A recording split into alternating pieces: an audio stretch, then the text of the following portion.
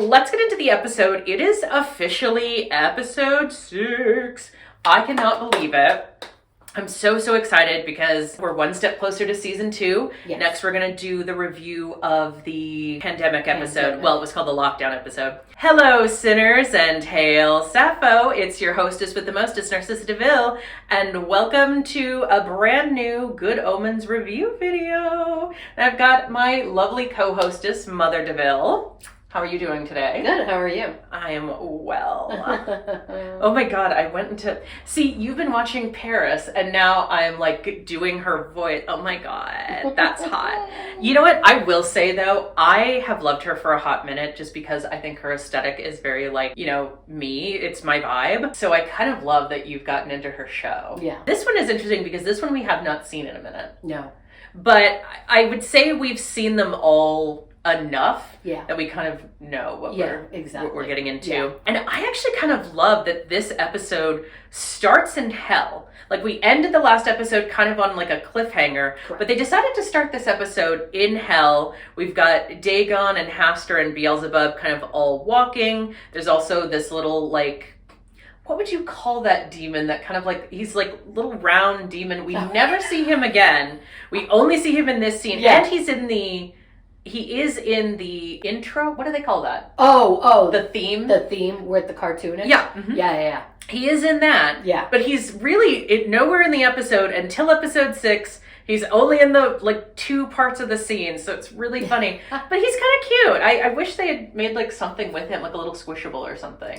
I think it'd be cute. Yeah, he seems like he'd be squishy and fun. I don't even know what the fuck his name is. I think he says he's a duke or a lord or something. Yeah. So he is like high-ish up there. Not as high as Hastur apparently, but we'll get to that. But I do think it's kind of funny that they start in hell and it's the trial of Crowley. They kind of explains that. Explains that?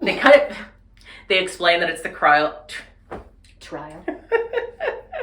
They explain You're trying to say Crowley and... Yes, trial.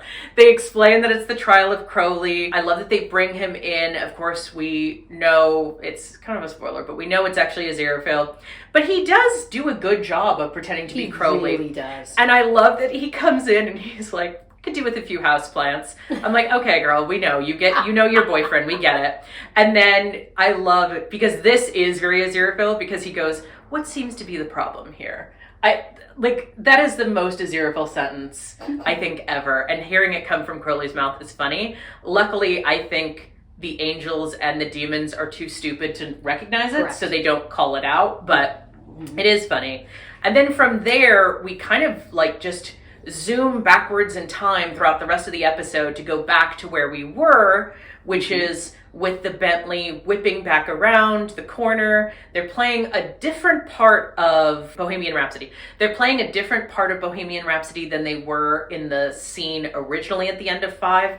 I don't know why it changes. I don't know why we re-see this scene where Crowley gets out of the car and talks to Aziraphale and all. I don't know why they repeat like that 3 or 4 minutes. A lot of not crossovers. But it's not like a previously on. It's just repeating the scene. So we see the scene where the them goes in. The army human follows them. He's like, stay right there. Yeah, tells them to stay right there. And then, of course, because Crowley is no longer imagining that the Bentley is okay because he's distracted, the Bentley explodes. Yes. And he is devastated. Rightly so. Yeah. And he like drops to his knees. It's a whole dramatic, tragic moment. I mean, they almost make it like it feels like almost like Titanic-y. Like it's very like tragic. You know what I mean? Yes, like it's tragic and sad, and it's just this huge ball of flames. Yes. And unlike the bookstore, they did not actually set that Bentley on fire because that would have been expensive. And I'm sure the owner would not have been happy about that. Much in the same way Crowley was not happy about it. But here's something I love, okay? And this is going to be a little spoiler for next season, but I want to talk about it now.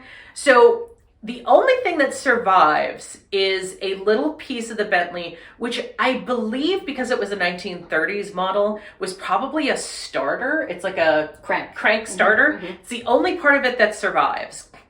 And it later comes back in season 2 as what he uses to crank start the universe, which I think is really cute. And again, we're going to be talking about that in episode 2 again. Yeah. So I guess I'm no one to talk about bringing something up and then coming back around to do it again. But this is different. I'm not making a show. I'm making a YouTube channel. But I love that it's like a little turn, because he never uses it for that. So it comes out of nowhere, but it does make sense that a 1933 Bentley would have that. Because I don't think they had proper engines back in that time. They had the little crank.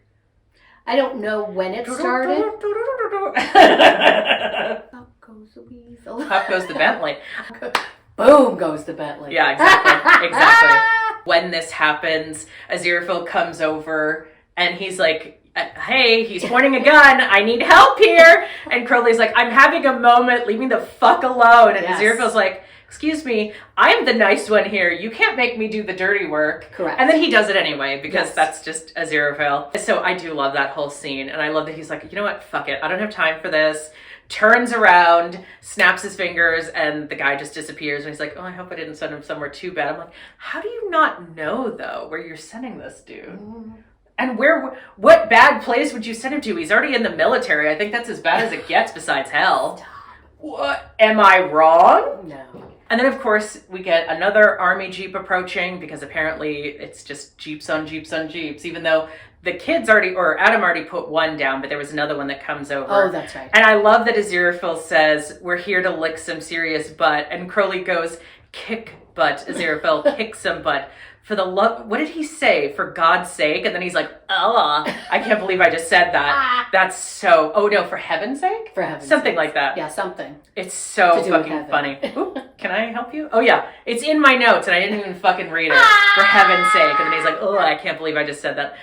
That's so me too. Anytime I say something like that, I'm like, So then we cut to Arthur Young, who is Adam's dad. He's polishing his car. I love how there's certain people who have no idea that the apocalypse is coming. I think that's such a funny concept that like the end of the world can be coming and everyone's just like living their daily life. You know, there's people who are at work just like, God, am I going on, where are we going for lunch? Like, you know, it's the end of the world, but they're still taking calls. Like, how sad. That does feel very real, and I don't even want to think about that too hard. Yeah. And then, of course, R.P. Tyler comes up because he's a tattletale. And it's so funny how he sees him and he's like, oh shit. Yeah, right. He's like, I'm just going to hide over here. Yeah, I'm just still going to stay and buff my car. I'm going to keep polishing my car, but I'm going to do it behind the car so he can't see me. It does not work. Because he already saw him. Yeah, but it does feel like something a child would do. It's like, for sure. If I can't see you, you can't see me.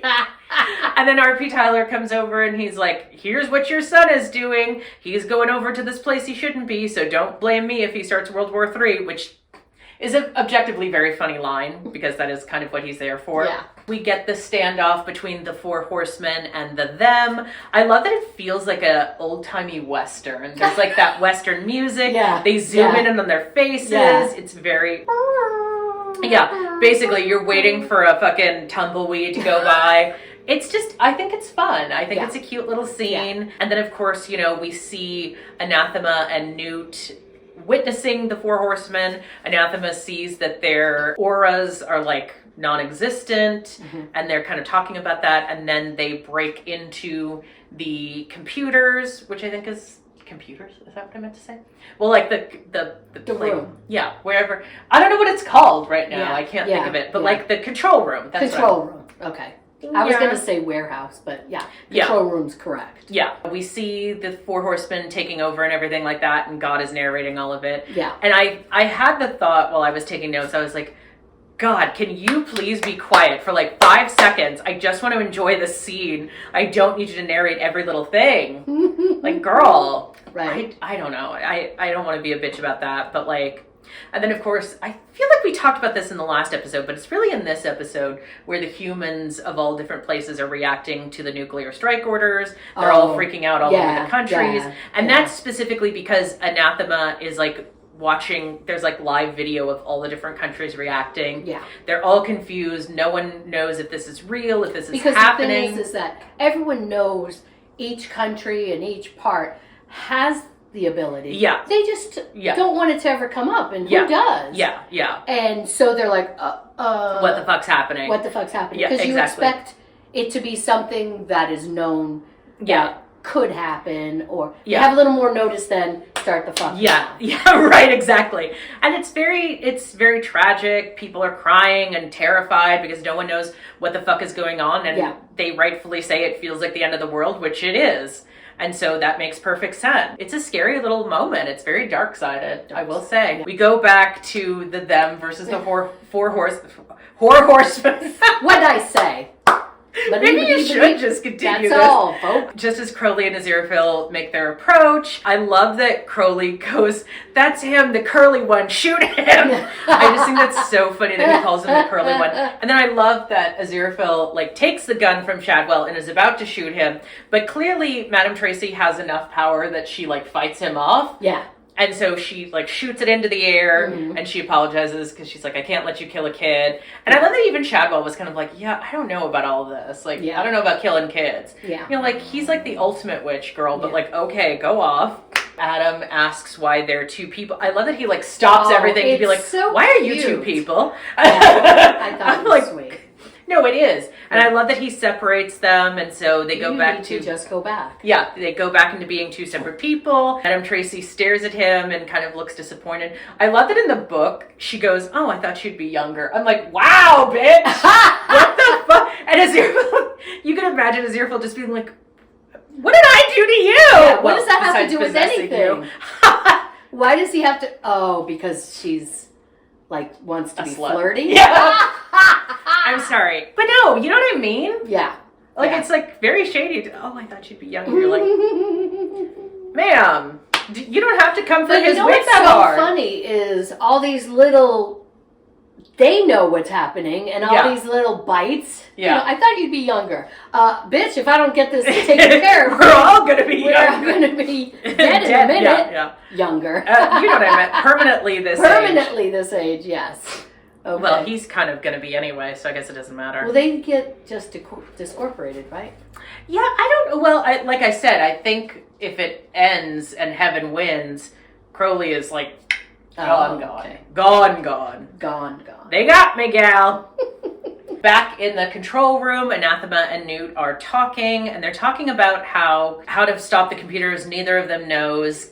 And they pull out a card from... Well, yeah, because she starts asking him about... Because he was lying about what he does, right? That's after she pulls out the card, because it says he's not who he says he is. Oh, that's And right. she's like, "That doesn't mean anything." Elaborate! And yeah, she's like, "That doesn't mean anything. What the fuck are you talking about?" And then she's like, "Wait a second. Mm-hmm. What the fuck does that mean?" And he's like, "It's about me." And she's like, "Bro, what the fuck?" And he's like, "Well, I'm not really good at computers. I fuck up everything." And she's like, "Okay, well then fix the computer." And he's like, "I can't just fix nuclear computers." And she's like, "Just do it." And so he types a few things and everything shuts off, which I kind of love. Yeah. Because it's silly, but it also is funny and kind of makes sense. Why he was there in the first place. Correct. Why his participation mattered. What was that? What'd I say? Me! Oh. Where I was like, I'm starting to get used to it. I fucking hate you. I'm starting to get used to it. I love that in the end, she pisses off the wrong bitch in Miss Pepper by insulting her and being like, "Oh, you're just a little girl." And Pepper's like, "Okay, now I'm going to kick your ass." And I love that. I love that ultimately they all get to stop them. Well, that's what I was going to say. I love that ultimately what ends up stopping the Four Horsemen is the kids themselves working together and fighting them off. I will because say, Adam's telling them it's not real. Yeah. I do like the idea that ultimately, what defeats them is not some big thing where it's the angel or devil. Yeah. It's literally these kids who say, "Fuck you, you don't belong here, I don't believe in war, I don't believe in pollution or famine or anything else." I like that. I think the way they did that was very, very good. I like how they did that, and I like that ultimately it's because of these human friends that this horrible evil was stopped. Because obviously, I think that's what makes Adam human and able to do what he does anyway, is that he has these human friends who kind of keep him grounded. They're the reason that he didn't get sucked into his powers any worse than he did. Because the kid side of him, in the last episode, when we were talking about we don't like you anymore. It was Yeah. like It's that trace of humanity. Yes. And the sadness of losing his friends. Yes. And he acts like he doesn't care, but every kid or every person Yeah. is like, I don't care. But Yeah. you really deeply care. Yeah, yeah. So when he had that It's realization. those ties to his humanity Correct. that kept him grounded and Yes. kept him from becoming the Antichrist. And then the whole going up and going, like, Yeah. I don't want to do this Yeah, anymore. I yeah, want exactly. to be Adam Human. Young, Yeah, human with my friends. Yes, yeah. Yeah. And I like how they did that. I like the idea that it's not just some,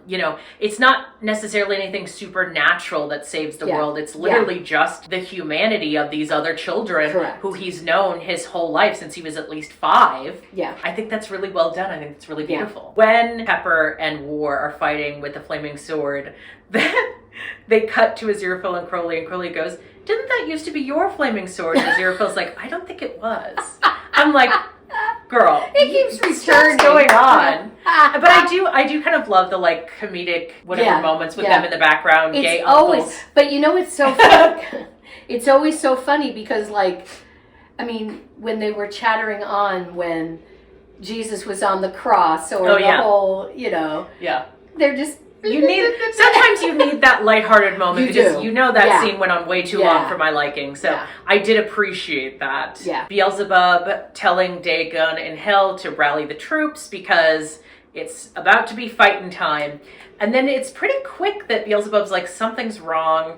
What the fuck is happening? Death and Adam face off. We cut back, obviously, to Death and Adam. They're kind of the last two. The other ones have kind of just melted into oblivion. Yes. Death, of course, can't be killed, so he opens his, like, death wings. And it's really a pretty scene. I like the way that, like, everything turns, like, black, but also stars, and it's kind of, like, implied that those are, like, the souls. He says something, right? Well, no, it's God. Well, yes, he says he can't be killed because he's creation shadow.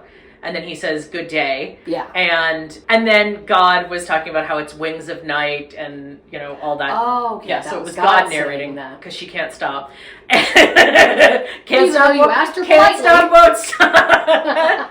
It seems like everything's over, except Crowley knows it's not over. And that's when Gabriel and Beelzebub come up. Or, Gabriel comes down in thunder and Beelzebub comes up from the ground. Yes. And they're like, bitch, what the fuck did you do? So they figured out pretty quickly that it's Adam, and that he's responsible, and they're trying to figure out how to convince him to start everything back up again. And he's like, yeah, no. And I love that Beelzebub's like, I got this, don't you worry. I know how to talk to kids. Yeah. I'm going to convince him by telling him he gets to rule the world. And this kid's like, yeah, we already had this conversation. I don't want it, so I have enough. Fuck off. Yeah. Trying to keep I do like that. I have all the world I need with all my friends. And so I love, though, that Gabriel's like, well, we know whose fault this is. And Crowley and Aziraphale just like, hi, whoopsies. Did I do that? Yeah, right. And of course, Gabriel and Beelzebub have their little conference. They talk about how, they have to get their angels and demons respectively to go back to work. I do think it's funny, and I've said this before, I think it's interesting how, obviously, Gabriel talks about 10 million angels, then Beelzebub says 10 million demons, but then in season 2, they don't even have 10,000 demons to raid a bookshop. So I'm just kind of like, what happened to, I don't know, 9 million demons? Like, did they just die? What happened? Did they run away? They decided there's no more room in hell, so they kicked them out to the earth? I mean, that is something people say. What is it? There's that quote, hell is empty, all the demons are here, or something like that. I've never heard that quote. You've never heard? Oh, yeah. It's a very famous, I'll have to look it up. But anyway, I skipped a whole scene. I skipped the whole scene where Anathema and Newt come out, like before Gabriel and Beelzebub even come up. Anathema comes out with Newt, and she's like, hey, you stole my book. And Crowley's like, oh, book girl. And he tosses the book in the air. And there's one little thing that comes out. And it's the thing that's important for them. So Aziraphale catches it. But I do think it's funny that Anathema's like, what the fuck's the story between you two? And Aziraphale's like, it's kind of a long story. And she's like, well, I've got time. And so he starts going on. And he's like, so we met in the garden. Yes. Crowley was a wily snake. And then Crowley's like, shh, okay, stop. Yeah. I just think that's so funny because he's like, babe, no, they don't have time for this. This is a 6,000-year-long story.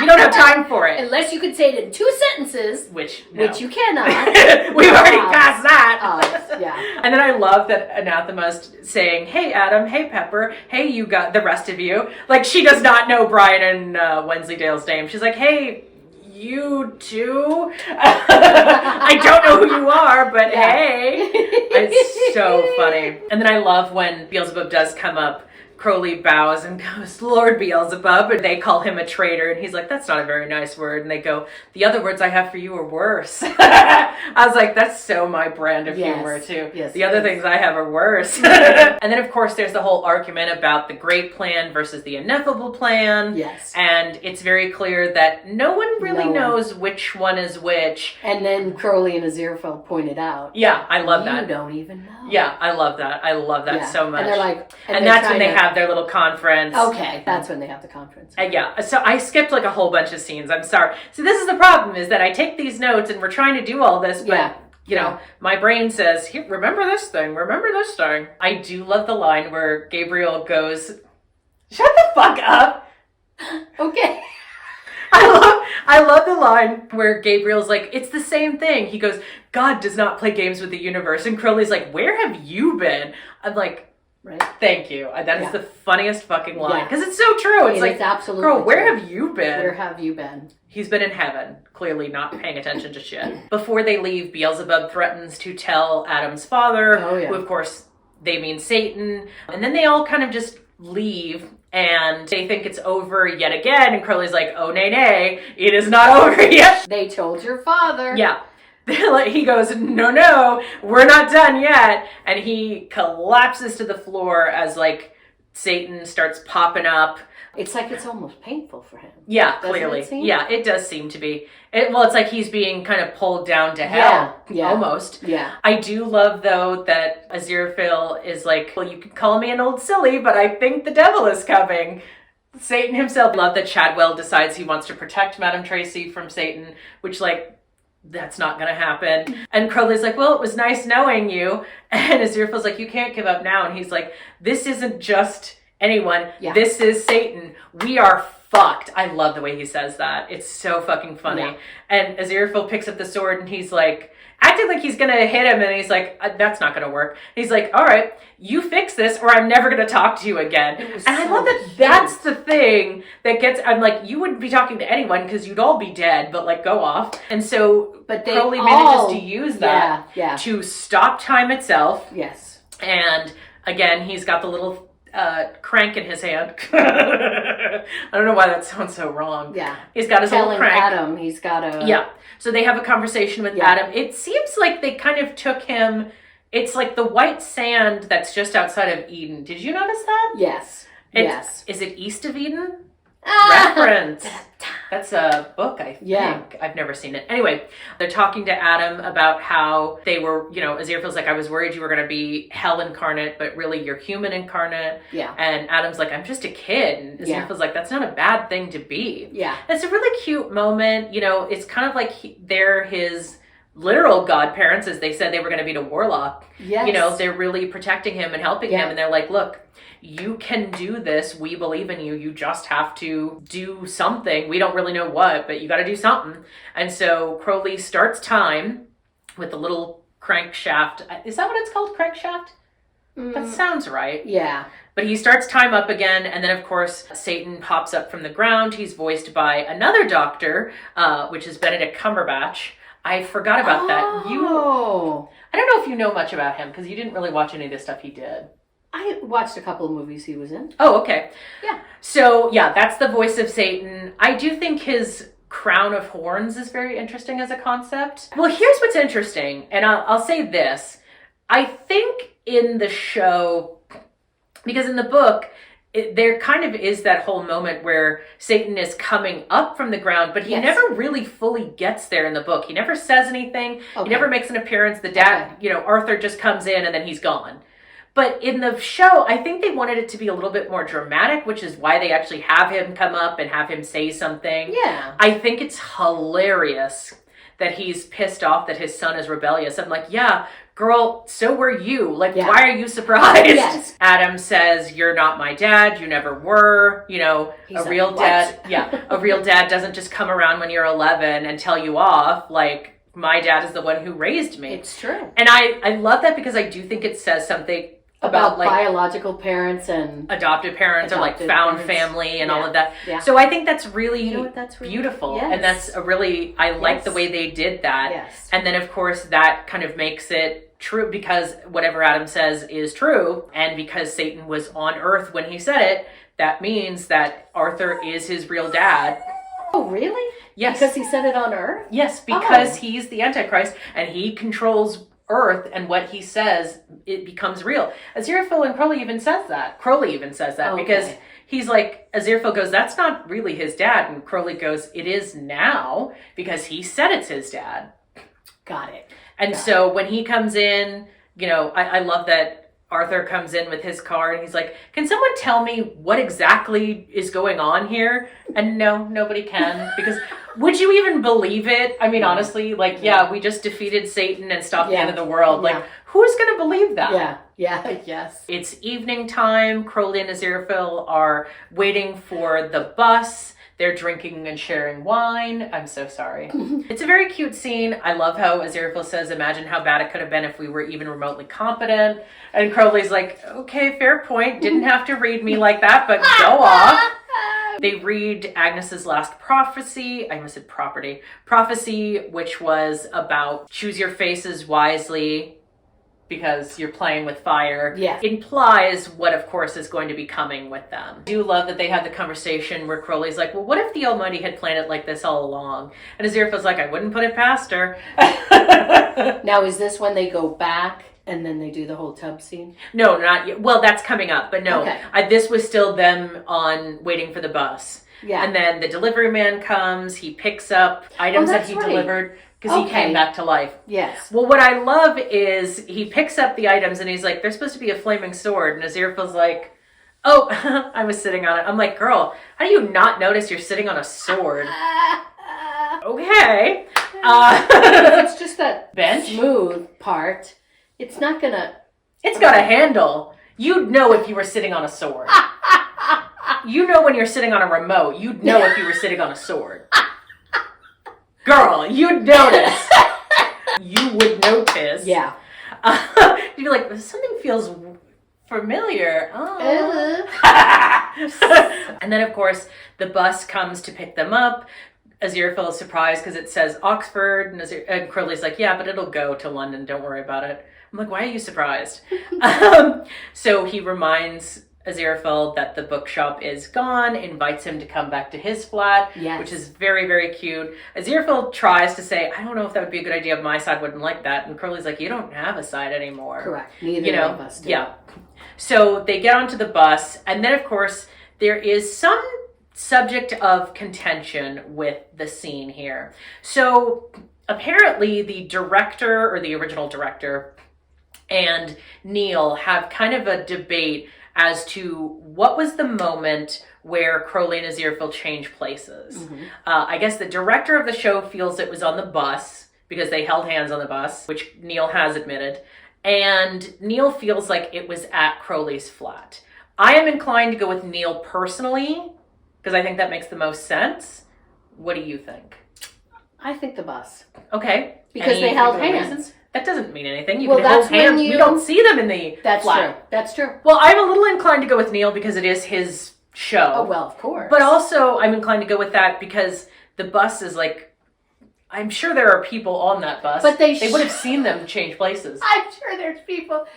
I think they're prefacing that people on the bus usually don't pay attention to other people. That's true. Well, I mean, I guess that's what kind of makes it fun is we don't know. So it could have been either time. Yeah. But then when we do see the next morning, I do kind of love that Aziraphale, but it's really Crowley, is standing in front of the bookshop. He's smiling. He goes inside, sees that everything is right as rain. I love that he looks at the books and he's like, those are new. Yeah. So it kind of implies that Crowley knows enough to notice that something is new. Mm-hmm. What I really, really love, though, is the little detail of when you see Crowley exiting his flat, and he looks at the Bentley and he's smiling and he's all excited. But you can see on the back of his collar, normally it's red, but because it's Aziraphale, it's actually his tartan in the back of the collar. I love that little detail. I think that's so smart. I think it's so like a nod to the audience of what's happening here. Yeah. And then of course, you know, he gets into a cab rather than going in the Bentley because he's not going to drive the Bentley without permission. Correct. Except in season 2, but we're not there yet. We're not there yet. And technically he kind of gets permission. Adam, who's in his bedroom, he's cleaning up, and his mom comes in, and you know, it's said that he's grounded. His mom really doesn't know why, and it's funny to me that his dad doesn't even know why. Like, neither of them know why, but she says, asks. Yeah, because she says, like, your dad said you would know even if he doesn't, which I think is really interesting. Yeah. And she goes, can you explain it to me? And he's like, not really. And she's like, okay, well, I don't know what to do about that. Like, that's cryptic. Yeah. So she tells him, all right, well, go take dog for a walk in the backyard at least. You know, I'll give you that. But, you know, you are still grounded. And then we cut to Anathema and Newt. They're in bed together again, because of course they are. I don't care. Then we cut to St. James Park. There's a band playing.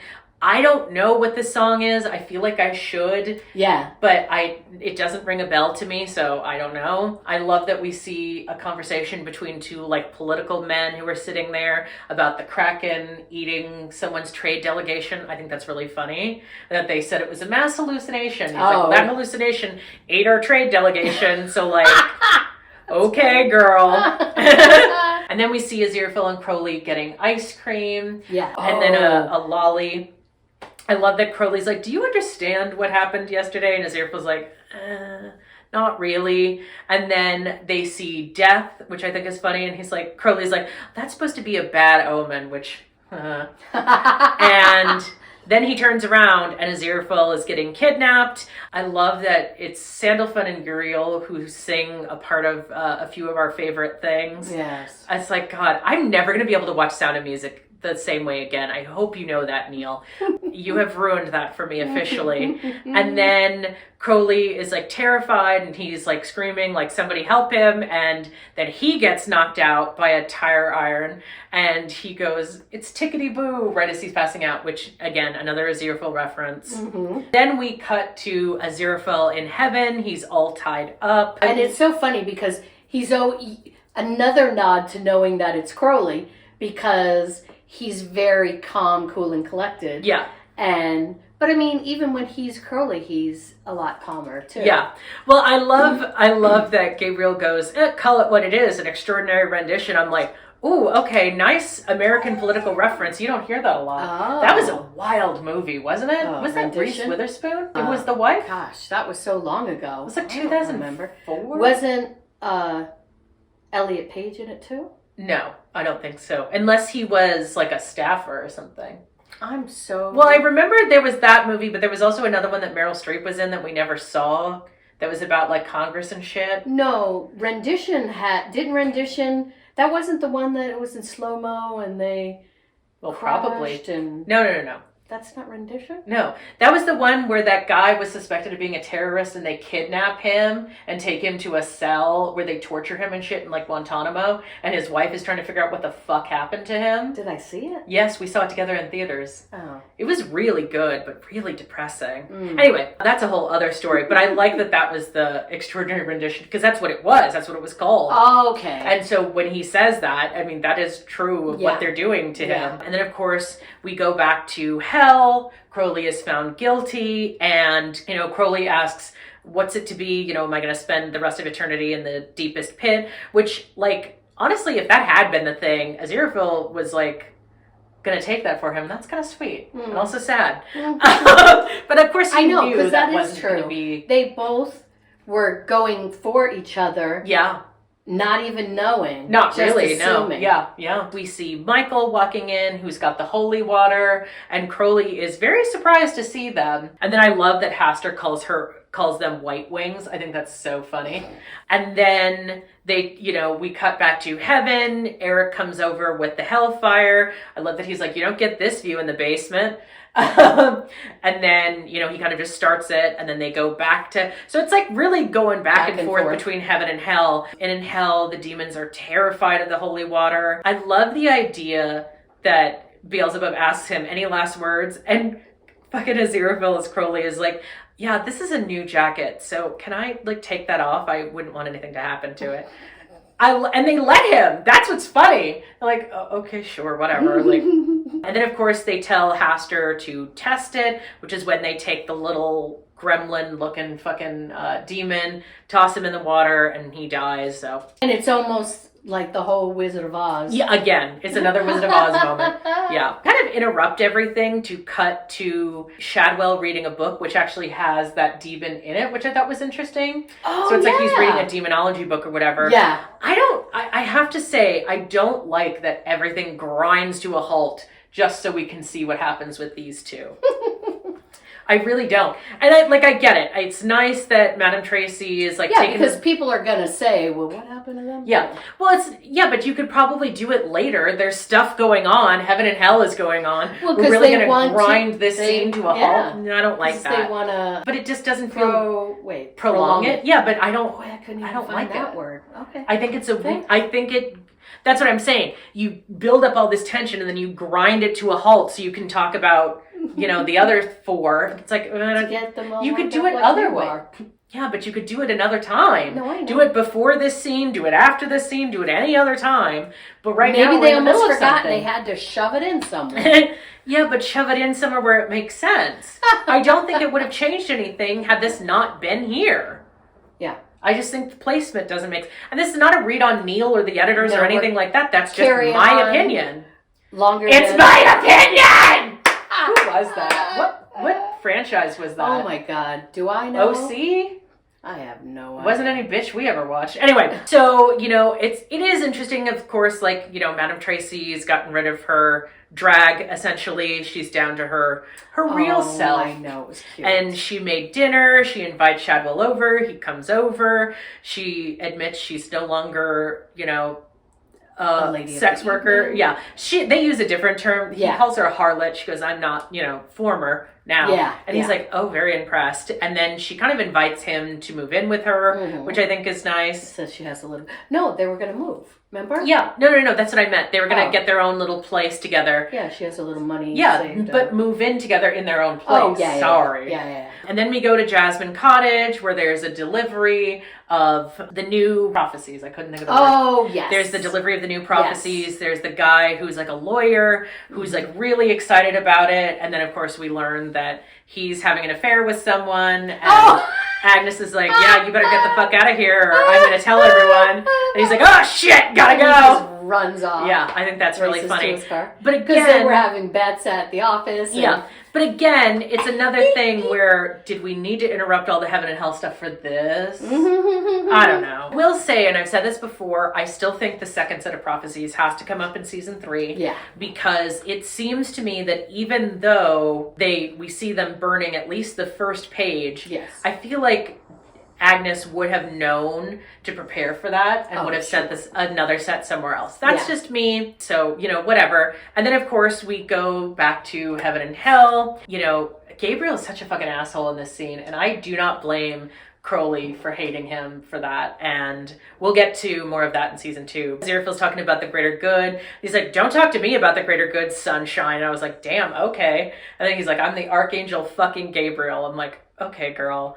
I don't fucking like you, and I don't see it for you and your, forgiveness tour. I will say, and I've said this before, I think Crowley shows a great deal of restraint in this scene, because you can tell it's on his face that he wants to cuss him the fuck out. Yeah. He is not happy. Yeah. He's like, you are treating my angel like shit. I am going to beat you all down. If he had the ability, he would. Oh, sure. But he's keeping it cool because he doesn't want to make things worse for them. Yes. Crowley does try and, go for Aziraphale's kindness, and he says, we're meant to be the good guys. Yeah. And that's when Gabriel says, well, we're meant to make examples out of traitors. So, die already, basically. And that is the exact thing he says. Yes. And so, Crowley goes into the fire as Aziraphale, and I love that he's like just really living his best life. He's stretching, he's enjoying it, he's freaking them the fuck out, which I love. Because he was... Yeah. And then we do cut back to hell where Crowley, or Aziraphale as Crowley, is playing around in the water. I love that he says, I don't suppose in any of the 9 circles you have a rubber duck. That's so fucking funny. It's such a And good they line. cut back and forth between the two of them. And I love that the angels and demons respectively are like, oh shit. Yeah. They are not what we thought they were. Yeah. What are we gonna do? And I love that Crowley goes, I bet you're all wondering, if he can do this, what else can he do? And very soon you're about to find out.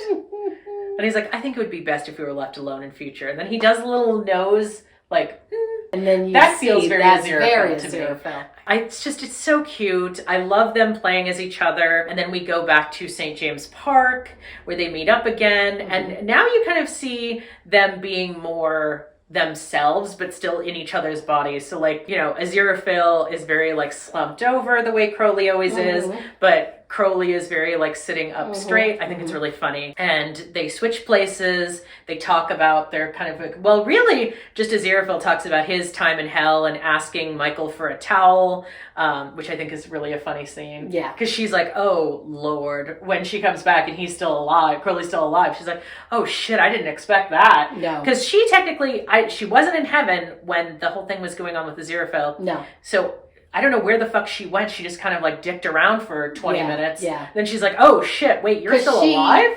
She said she forgot something? No, she just forgot kind the of- vase or something. No, she did she was coming back for the vase. Oh yeah. But what back to collect the holy water because they can't get rid of it. But what I'm saying is, where did she go for like those 20 minutes? Yeah. Like, what were you doing, girl? And then they switch places back and they're talking, Aziraphale's laughing about the whole thing and so they end up being okay, kind of, but they're pretty sure, Crowley is pretty sure that that's not going to be the end, and that the real big one is going to be all of heaven and hell against earth. And then they talk about having dinner and going to the Ritz. And that's kind of the big... I see a table opening up right now. And that's kind of this really cute moment because we get the song Nightingale Sang in Berkeley Square. Yes. And it's very, very beautiful. It's very, very romantic. They have dinner together. It kind of pulls away, and then we get the narration by God saying that, kind of the events of the end of the world made a nightingale really sing in Berkeley Square, even though they normally only sing at night. And I think that was very interesting. Yeah. And then she goes, no one heard them over the sound of the traffic, but it was there. And it's a cute little scene. It is cute. I like that ending. It's a I guess you could say closing moment we didn't know at the time that there was going to be a season 2. So this was kind of like, this was the end of the whole thing. This was, closing the story, a full circle moment, showing what happened to everyone, except for Warlock, which is in the book, but not in this. I do wish we had seen that. But yeah. So what do you think? Just like thinking about this as like, had this been the end, what do you think? As like an ending, kind of full circle closing the story. If that was the end, they did a great job. Okay. Just like showing everybody. Yeah. It was a nice full circle, well-rounded ending. Yes. I will say, now that we know and we've seen season 2, I'm glad it didn't end there. I will say, I like the ending of season 1 better than the ending of season 2. I think it's more lighthearted. Yeah. I think it's, but it's not as heartbreaking. Season 2 ends on such a cliffhanger. Yes. So we need a season 3. You have to. Yeah. Yeah. If you left it like that. Yeah. But I will say, I think for what was at the time going to be just, this is the full story, this is all we're getting. Yes. And that was for at least a few years, that was going to be the whole story. I think it works. I think it's very beautiful. I love the ending of them having dinner together, because in the book it was said that they were going to do that, but and they brought up the Nightingale Singing in Berkeley Square thing. But it was not like, you don't see them having dinner. It doesn't end with them. It ends with Adam and Warlock and the other one who was also there, who ends up being Greasy Johnson, who's like Adam's rival, who comes up in the book, but he doesn't come up in the show. I was like, what? Yeah, he's in the book. He doesn't come up in the show. It's the whole thing. And so, yeah, that is the end of season 1. I cannot believe it. I'm so excited because we're going to be going into season 2. Neil did a great job, and Yes. Terry, on creating it the way that they did. Yeah. And it's told such a great message, picture of all of it. And I will say Neil did a good job of adapting their book together, especially because Terry wasn't there to do it. So it's very nice. I think he stuck to the book very, very well. Yeah. You know, obviously we have said throughout this process that we enjoy season 2 more, but it's not fair to say that this is a very faithful adaptation to the book. Yes. I think that's one of the best parts about it. You know, obviously there was changes that had to be made for one reason or another. I do think in general, it's a very well done season. It's very faithful to the book, and I really, really enjoyed it. I don't dislike the season. I think it's just when you're talking about it, I have more fun talking about season 2 because there's so much more to it. Yeah. I've had so much enjoyment doing this review. I'm so glad that you guys have been joining us for this journey. We are not done here because we are starting right up with the lockdown episode, and then the week after that we are going to go right into season 2. So stay tuned. We're so excited. If you enjoyed this video, please feel free to give it a thumbs up, comment down below, tell us what your favorite moment of the season has been. Also, subscribe to this channel for more. You can also become a member of this channel. We have 2 tiers. We have the ineffable tier, which is kind of the lower tier, but you get kind of emotes but you get little special goodies for that. And then you have the Our Side tier, which of course gets you early access to videos, shout outs, all that fun stuff. You can also become a member on Patreon, patreon.com/NarcissaDeVille. That's going to have behind the scenes things, also early access, all that kind of fun stuff. Yeah, and until next time, stay devilish and see you next Tuesday.